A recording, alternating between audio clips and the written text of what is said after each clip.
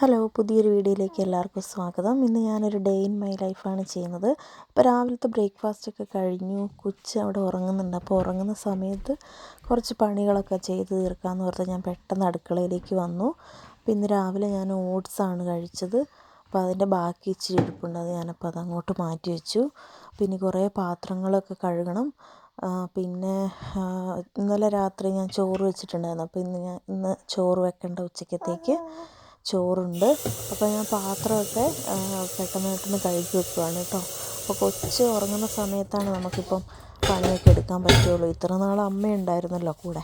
അപ്പോൾ അമ്മ പോയി കഴിഞ്ഞപ്പോൾ ഞാൻ കൊച്ച് ഉറങ്ങുന്ന സമയത്ത് മാത്രമേ പണിയൊക്കെ ചെയ്യുള്ളൂ. കാരണം കൊച്ചാണല്ലോ കൊച്ചിൻ്റെ കാര്യങ്ങളാണല്ലോ പ്രയോറിറ്റി. നമ്മുടെ കാര്യങ്ങൾക്ക് സെക്കൻഡ് പ്രയോറിറ്റി.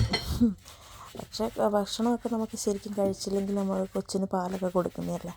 അപ്പം ഞങ്ങൾ രണ്ടുപേരും കൂടെ മാനേജ് ചെയ്ത് അങ്ങനെ പോകുന്നു. അപ്പം ഞാൻ എല്ലാ പാത്രങ്ങളൊക്കെ ഒന്ന് കഴുകി വെച്ചെല്ലാം ഒന്ന് ടൈഡി അപ്പ് ചെയ്യുകയാണ്.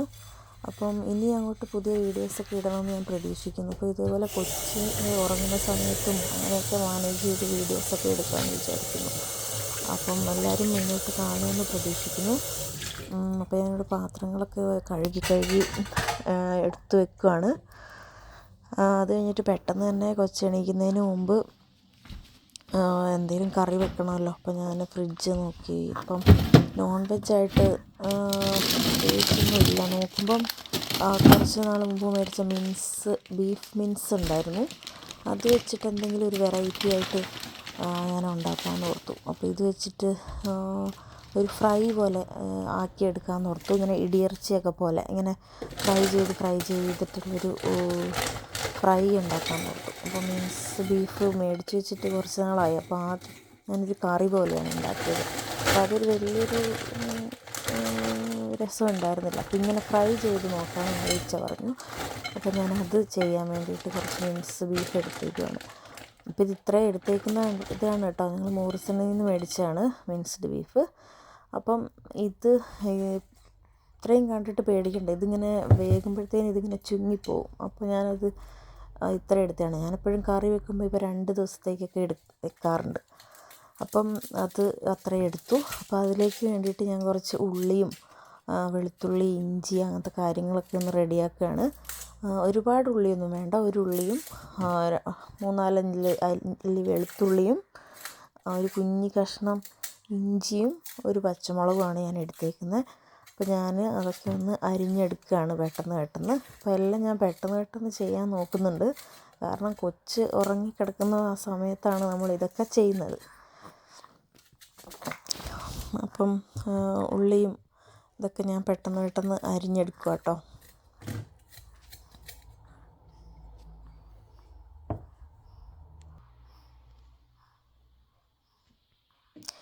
അപ്പോൾ ഞാൻ അതെല്ലാം വൃത്തിയാക്കിയിട്ട് എടുത്തു. അപ്പം ചെറിയ ഉള്ളി ആയതുകൊണ്ട് ഒരു കുഞ്ഞു കഷ്ണം കൂടി എടുത്തു. അപ്പോൾ ഇനി അത് നമ്മൾ പൊടിയായിട്ട് അരിയണം. അപ്പോൾ ഞാനിത് അരിയാൻ തുടങ്ങിയപ്പോഴാണ് ഓർത്ത് ചോപ്പറിലിട്ടിട്ട് എല്ലാം കൂടെ ഒന്ന് വലിച്ചാൽ മതിയായിരുന്നു എന്ന്. പിന്നെ തുടങ്ങിയല്ലോ എന്നോർത്ത് ഞാൻ അത് തന്നെ അങ്ങ് കണ്ടിന്യൂ ചെയ്തു കേട്ടോ. ചോപ്പറിലിടുവാണെങ്കിൽ നമുക്ക് പെട്ടെന്ന് തന്നെ അതെല്ലാം ഇങ്ങനെ പൊടിയായിട്ട് അരിഞ്ഞ് കിട്ടും. ഞാനിപ്പോൾ എന്തായാലും ഇതിപ്പോൾ ഇങ്ങനെ അരിയാൻ തുടങ്ങിയതുകൊണ്ട് ഇനിയിപ്പോൾ ചോപ്പർ എടുക്കാൻ നിന്നില്ല. ചോപ്പർ എടുത്താൽ ചോപ്പർ കഴുകാനും പിടിക്കാനൊക്കെ പോകണം. അപ്പോൾ ഞാനിങ്ങനെ തന്നെ പെട്ടെന്ന് അരിഞ്ഞെടുത്തു. വലിയ ഇത് ഷേപ്പിലൊന്നും വേണ്ട. ചെറുതായിട്ടങ്ങ് അരിഞ്ഞാൽ മതി. അപ്പോൾ അതെല്ലാം നമുക്ക് പൊടിയായിട്ട് അരിഞ്ഞെടുക്കാം.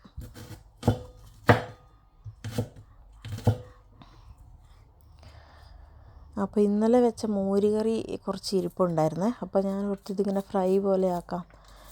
ഇതിങ്ങനെ ഒത്തിരി ഫ്രൈ ചെയ്ത് കഴിയുമ്പോൾ നല്ല ഇടിയിറച്ചിയുടെ പോലത്തെ ഒരു ടേസ്റ്റ് വരും.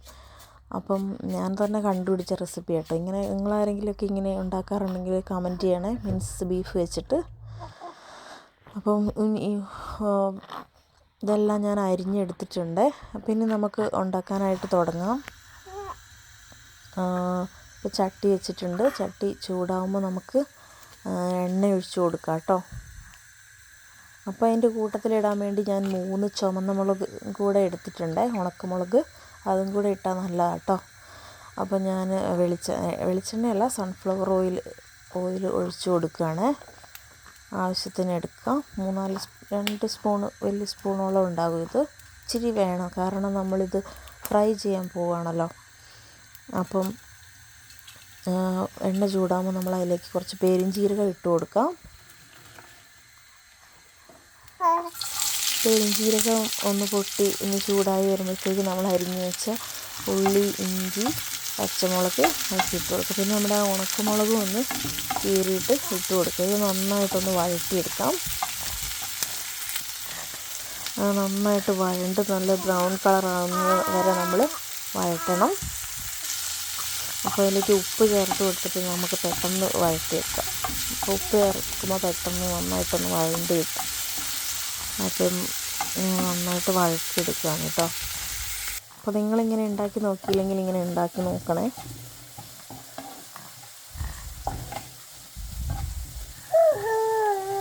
ഞാനിപ്പോൾ വോയിസ് ഓവർ കൊടുക്കുന്ന സമയത്ത് എൻ്റെ അടുത്ത് കൊച്ചു കിടന്ന് സൗണ്ട് ഉണ്ടാക്കുന്നുണ്ട് കേട്ടോ ഗൈസ്.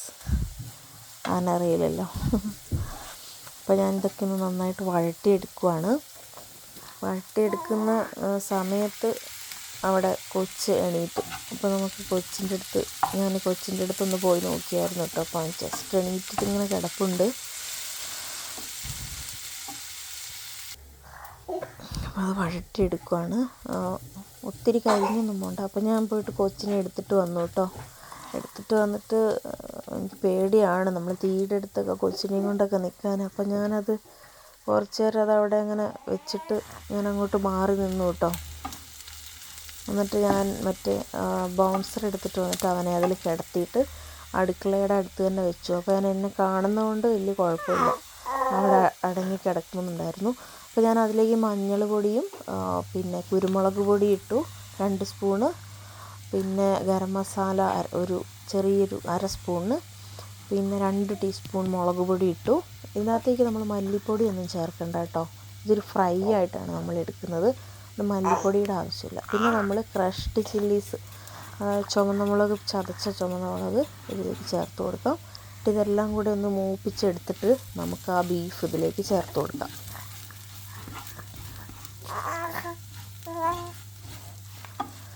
അപ്പോൾ ഇത് കരിഞ്ഞു പോകാണ്ട് ചെറിയ തീയിൽ വെച്ചിട്ട് വേണം ചെയ്യാൻ കേട്ടോ.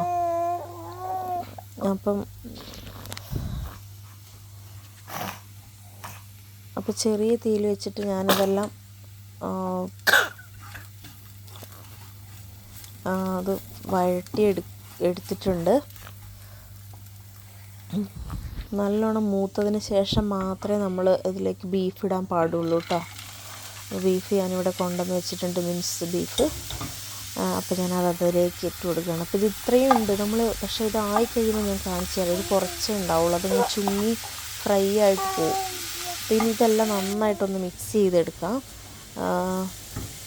എല്ലാ മസാലയും അതിനകത്ത് പിടിക്കത്തക്ക രീതിയിൽ നന്നായിട്ട് മിക്സ് ചെയ്യാം. അപ്പോൾ ഞാൻ കൊച്ചിനെ നോക്കുന്നുണ്ട് കേട്ടോ. അവിടെ തന്നെ ഇരിപ്പുണ്ട്. അതിനകത്ത് ബൗൺസറിനകത്ത് ഞാൻ അവനെ ഇരുത്തിയിട്ടുണ്ട്. അപ്പോൾ ഞാൻ ഇടയ്ക്ക് നോക്കുന്നുണ്ട് അവനെ.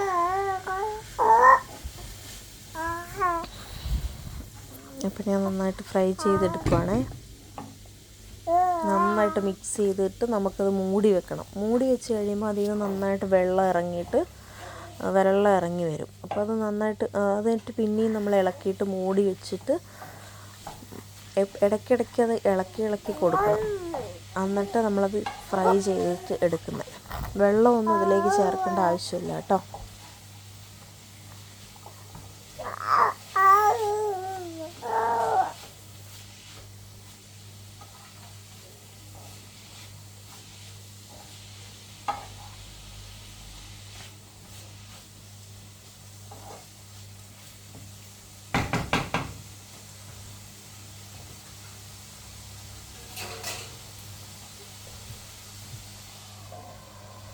അപ്പോൾ ഞാനത് മൂടി വെച്ചിട്ടുണ്ട്.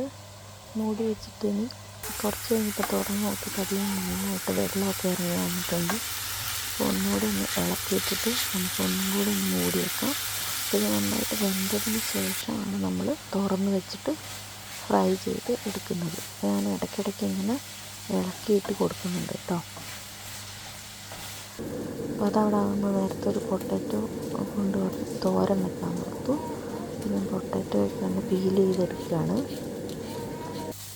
അപ്പോൾ പൊട്ടറ്റോ ഒക്കെ പീൽ ചെയ്തെടുത്തു. അപ്പോൾ നമ്മുടെ ഇറച്ചി ഇടയ്ക്കിടയ്ക്ക് ഞാൻ ഇടയ്ക്ക് ഇട്ട് കൊടുക്കുകയാണ്. അപ്പോൾ നന്നായിട്ട് അത് ഡ്രൈ ആയിട്ട് വരുന്നുണ്ട്. നമുക്ക് പൊട്ടറ്റോ നല്ല ചെറുതായിട്ട് അരിഞ്ഞെടുക്കാം, തോരൻ വെക്കാൻ വേണ്ടിയിട്ടാണല്ലോ. ഞാൻ പൊട്ടറ്റോയൊക്കെ ഒന്ന് ചെറുതായിട്ട് അരിഞ്ഞെടുത്തിട്ട് വരാം.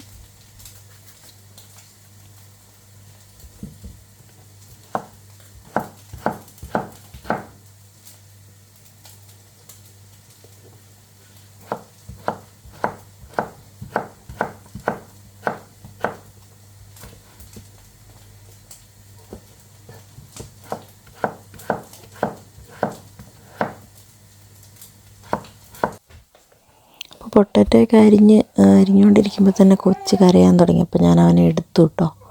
അപ്പോൾ ഞാൻ ഈ ബീഫിന് കുറച്ച് എരിവ് കുറവായിരുന്നു. അപ്പോൾ ഒരു സ്പൂണ് മുളക് പൊടിയും കൂടെ അതിലേക്ക് ചേർത്ത് കൊടുത്തു. എന്നിട്ടത് ചെറിയ തീയിലിട്ടു കേട്ടോ. പിന്നെ കുറച്ച് നാരങ്ങ കൂടി അതിലേക്ക് പിഴിഞ്ഞു കൊടുക്കുന്നുണ്ട്, ഒരു കഷ്ണം നാരങ്ങ. ചെറിയൊരു പുളിക്കും നല്ലൊരു ടേസ്റ്റിന് വേണ്ടിയിട്ട് ചെറുനാരങ്ങ പിഴിഞ്ഞു കൊടുക്കുന്നുണ്ട്. അധികം വേണ്ട കേട്ടോ, ചെറിയൊരു പീസ് മതി. അപ്പോൾ ഞാനത് തീ കുറച്ചിട്ട് വെച്ചിട്ട് അതവിടെ അങ്ങ് ഫ്രൈ ആയിക്കോട്ടെ. അപ്പോൾ അവന് ഭയങ്കര കരച്ചിലൊക്കെ. അപ്പോൾ ഞാൻ കൊച്ചിനെ ഒന്ന് കുളിപ്പിച്ചെടുക്കാമെന്ന് ഓർത്തു. അപ്പം ബീഫ് അവിടെ ആയിക്കൊണ്ടിരിക്കുന്നുണ്ട്. ബാക്കി പണിയൊക്കെ കൊച്ചിനെ കുളിപ്പിച്ച് അവന് പാലൊക്കെ കൊടുത്തിട്ട് ചെയ്യാമെന്ന് ഓർത്തു. അപ്പോൾ ഞാൻ ബക്കറ്റിൽ വെള്ളം പിടിക്കുകയാണ്. ഞാനിവിടെ കിച്ചണിൻ്റെ ഇവിടെ വെച്ചിട്ട് തന്നെയാണ് കുളിപ്പിക്കാറ്. ടോയ്ലറ്റിൻ്റെ അങ്ങോട്ടൊന്നും കൊണ്ടുപോകാറില്ല. അവനെ കുളിപ്പിക്കുന്ന ഒരു ബാത്ത് ടബുണ്ട്, ഒരു സ്റ്റാൻഡൊക്കെ ആയിട്ട്, അതിൽ വെച്ചിട്ട് കുളിപ്പിച്ചെടുക്കും. ഞാൻ ചൂടുവെള്ളം പിടിക്കാൻ വേണ്ടിയിട്ട് ബക്കറ്റ് അവിടെ വെച്ച് കൊടുത്തു. ഇനി അവൻ്റെ സ്റ്റാൻഡും ടബൊക്കെ അവിടെ നിന്ന് സെറ്റ് ചെയ്തിട്ട് അവനെ കൊണ്ടുവരാൻ ഓർത്തു.